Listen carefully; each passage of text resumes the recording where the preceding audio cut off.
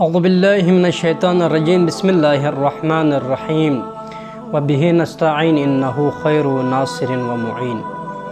سامعین محترم، عزیزان گرامی، تمام مؤمنین مؤمنات سے میں التماس کرتا ہوں کہ فلسطین کے مسلمانوں کے لیے دعا کا اہتمام کرے اور مظلوم کی حمایت کے لیے آوازیں اٹھائے، تاکہ مسلمان ہونا یہ کافی نہیں ہے کہ لا الہ الا اللہ کہے، محمد الرسول اللہ کہے۔ مسلمان ہونے کے لیے صرف یہی کافی نہیں ہے، بلکہ ان احکام کے مطابق ہمیں چلنا بھی پڑے گا جو احکام خداوند عالم نے ہمیں کرنے کا حکم دیا ہے۔ مثلا قرآن مجید میں ہمیں ظالمین سے نفرت کرنے کا اور مظلومین کی حمایت کرنے کا درس دیا ہے۔ اگر ہم احادیث کا اور قرآن مجید کا غور سے مطالعہ کرے پڑھے تو خدا گواہ ہے کافی انسانوں کو خداوند عالم نے جانور کے ساتھ تشبیہ دیا ہے، کم عقل کہا ہے، اللہ نے احمق کہا ہے، حدیث میں احمق کہا ہے اسی انسان کو۔ اللہ نے اسی انسان کو جانور کے ساتھ تشبیہ دیا ہے۔ تو ہمیں سمجھنا یہ چاہیے کہ ہم پتہ نہیں انسان کے روب میں پتہ نہیں کون سے جانور بن کے بیٹھا ہوا ہے۔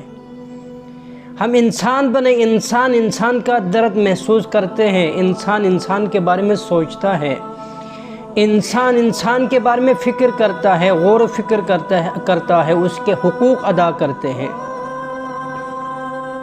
اس کی مدد کرتے ہیں، اس کے جان مال عزت آبرو کی حفاظت کرنے میں بڑھ چڑھ کر حصہ لیتے ہیں۔ اس میں آپ نے سنا ہوگا کہ کربلا میں بہت سارے انسان تھے لیکن جانوروں کے روب میں تھے، لیکن کربلا میں کچھ ایسے بھی حیوانات تھے جو انسانوں کے کردار ادا کر رہے تھے، جس طرح امام حسین علیہ السلام کا گھوڑا۔ سوچیں اس وقت ہم چپ کیوں ہے؟ زبان تو اللہ نے دیا ہے نا، سامنے جا کر نہیں لڑ سکتے تو اللہ نے زبان تو دیا ہے نا، اس زبان کے ساتھ آپ دعا تو کر سکتے ہیں، انسانیت کا درد محسوس کر سکتے ہیں، اسی زبان سے آپ دعا تو کریں، دل سے دعا تو مانگے، خدا کے سامنے التجا تو کرے۔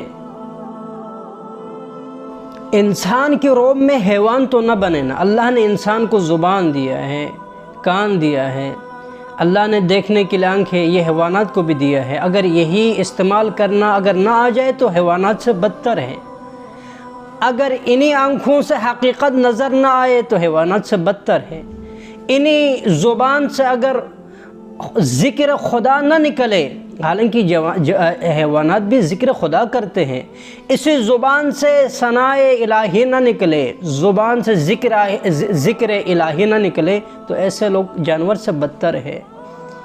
انسان کا درد محسوس نہ کرے، انسان کی جان مال عزت آبرو کی خاطر جد و جہد نہ کرے، جہاد نہ کرے تو سمجھو ایسے لوگ جانور سے بدتر ہے۔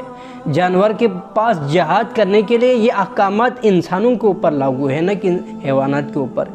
جہاد کرنا انسانوں کے اوپر فرض ہے، نہ کہ حیوانات۔